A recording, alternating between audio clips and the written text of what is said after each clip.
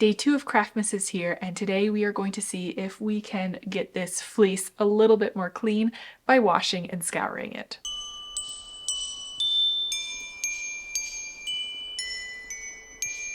Some of you might be watching this video today and be like yelling at me through your screen. I am definitely not going to be doing things correctly, and I gave myself a little bit of a head start on this whole project. So unfortunately, I couldn't incorporate your comments on my last video, which were incredibly helpful, into my process because this was filmed a little bit ago to try to give myself a little bit of a break in doing this all at one time. So you're going to watch me take some steps that I now know maybe better about. However, this sheep had a lovely life in Scotland, and so it was out in the pasture, it was in the barn rolling around in hay, so we definitely have a lot of vegetable matter matted in the fur. It is very lanolin heavy, so it is quite greasy, and I do think that we've got some urine stains in the fleece as well. So this one needs some heavy cleaning. Like a commenter suggested on my last video, what I probably should have done is start with a cold water soak overnight the day before, but I got pretty overwhelmed in trying to research how to process and scour a fleece. I decided to just kind of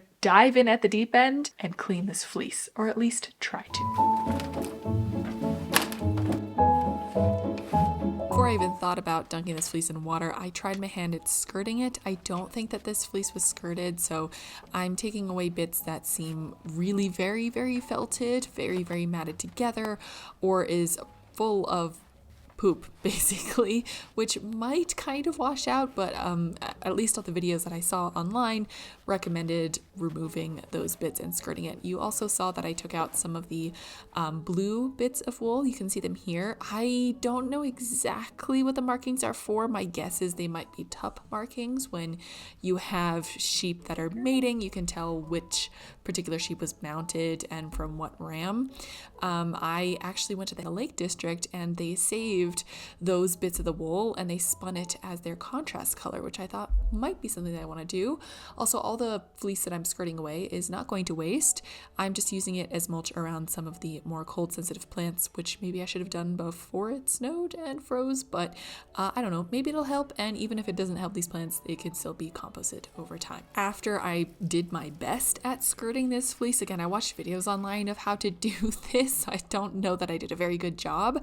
I started with filling a tub. Also, great job filming here. You get a wonderful view of the back of my head. I filled a plastic bin in my bathtub with warm water, and I was told that if you go hotter over time, that's safer than if you go from hot to cold. You can really see where the water was really going and flowing into the fleece. It is that beautiful white, but oh my goodness, look at how brown that water is. And there's no soap in this particular bath. It's just pretty warm water. And of course, you should never put that down your drains because even though I didn't scour it, there's still a chance that there's lanolin here that could come off. I then did 3 soaks with soap, 2 with like a dish soap and 1 with a wool soap to try and get more of the dirt out. I kind of wanted to do another soak after the 3rd one with more soap, but I was really worried that at this point that I'm just rubbing it too much and I keep on lifting it in and out and that it's just getting way too manhandled, and I was worried that I was getting close to felting this fleece. I don't know. You all let me know as you're watching this. Am I touching it too much? Because I feel like I might have, and I really should have used like mesh bags. This is all the stuff that I was able to pick out as I was putting the fleece in and out. And then after the 3 soap rinses or soap soaks, I did 2 or 3 rinses in fresh, clean water. With all of the handling of this fleece and picking up and putting it down, it ended up breaking into thirds. And this first third, I think looks the best. It looks, I mean, there's still definitely chunks and bits and things in it, but it really looked quite nice and clean, at least in comparison to some of the other bits. Especially I think my guess is that there's some bits of this that you can see that are urine stained. We were looking at I think the cut side, and now I'm turning it over to the other side, and I don't know. I think this might need another rinse. Please let me know what you think in the comments because I don't know if I cleaned this enough.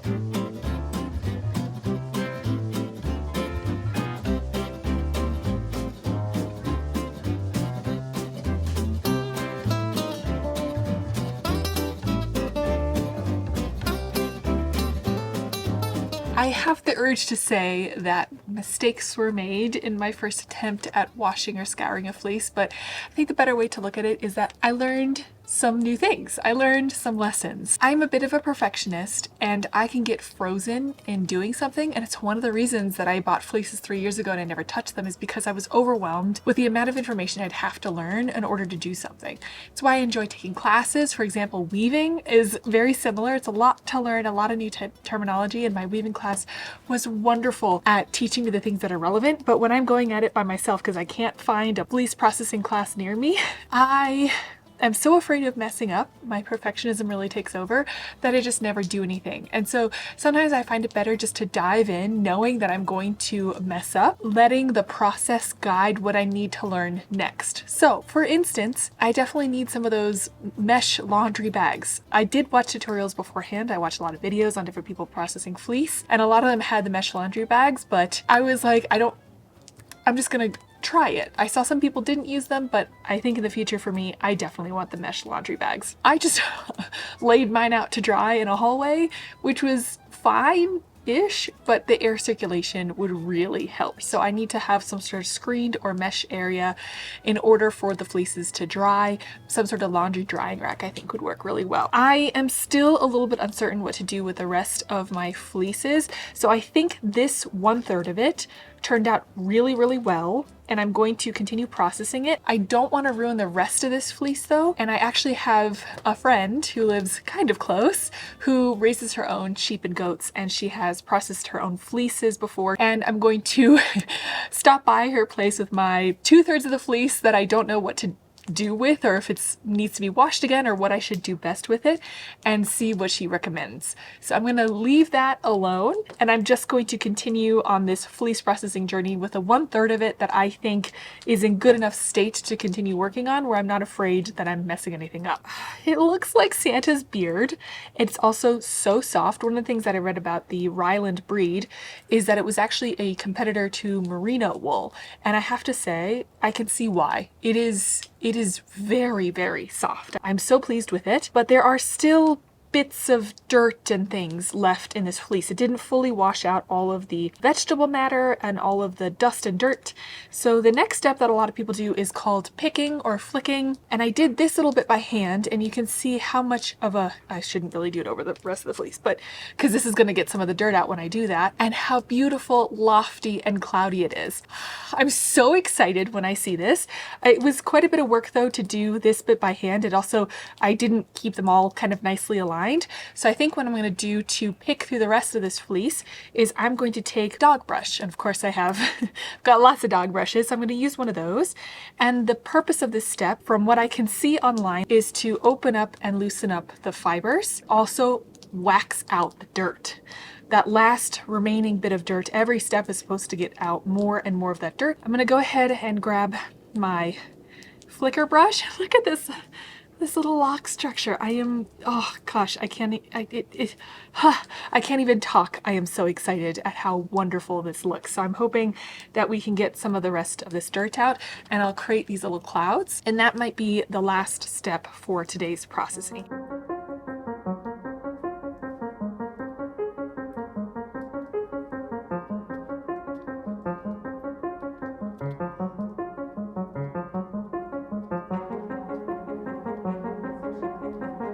So obviously my technique with this is not good because I hurt myself, which is kind of funny because all the tutorials I found about picking fleece with a flicker brush or using a dog brush instead of a flicker brush says that a dog brush is safer because it is not as sharp, and yet I still managed to draw blood.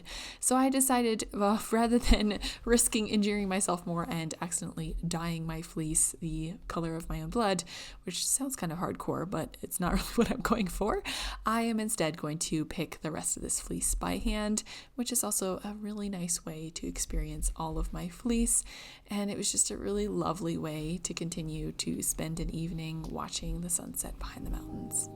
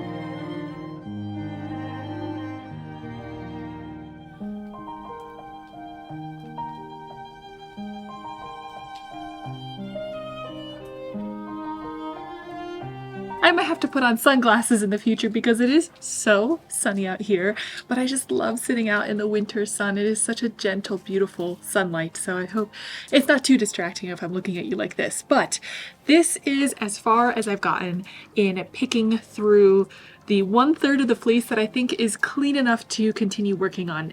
It turns into such a beautiful, fluffy cloud. I am so excited to keep preparing this. I think next time I'm going to show picking through the rest of this and then preparing it to be spun, either carding it or combing it. I haven't fully decided yet.